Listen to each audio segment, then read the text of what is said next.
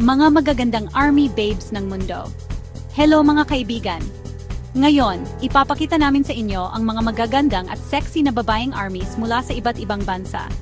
Alam nating lahat na ang pagiging sundalo ay hindi biro. At saludo tayo sa kanilang katapangan at dedikasyon sa pagprotekta sa kanilang mga bansa. Pero alam nyo ba na bukod sa pagiging matapang, marami rin sa kanila ang may taglay na angking ganda.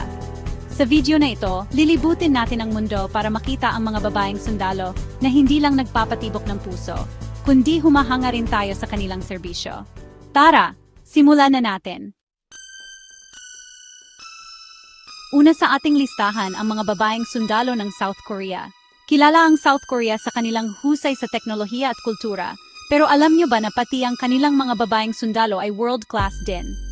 Sa kanilang mahigpit na training at disiplina, hindi nakapagtataka na marami sa kanila ang may toned physique at malakas ang dating.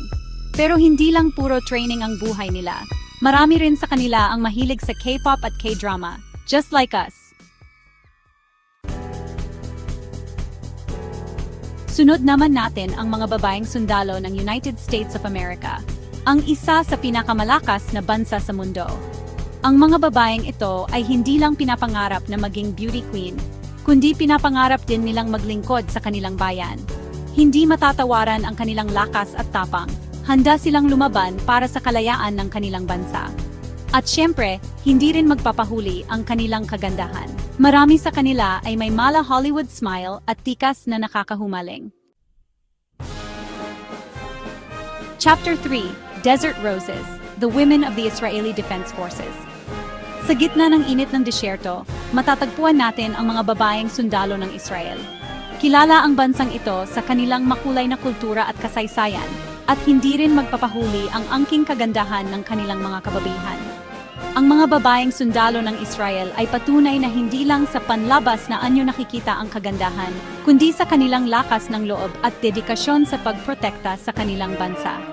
Tunay nga nakahanga-hanga ang kanilang katapangan at kagandahan. Chapter 4: The Iron Women of Russia. Lilipad naman tayo patungong Russia, ang pinakamalaking bansa sa mundo. Dito natin makikita ang mga babaeng sundalo na hindi lang magaganda, kundi tila yari sa bakal sa kanilang lakas at tibay. Kilala ang Russia sa kanilang malamig na klima, pero mas mainit pa sa araw ang kagandahan ng kanilang mga babaeng sundalo. Mula sa kanilang mga mala-asul na mata, hanggang sa kanilang matangkad at mistisang ganda, tiyak na mapapanganga ka sa kanilang alindog.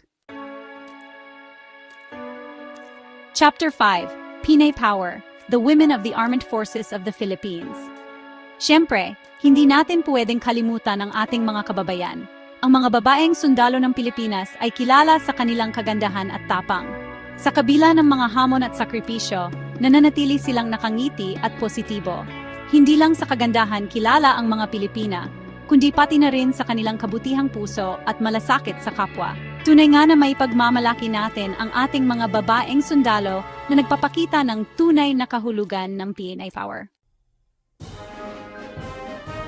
Outro, hanggang sa susunod na paglalakbay. Salamat sa panood, mga kaibigan.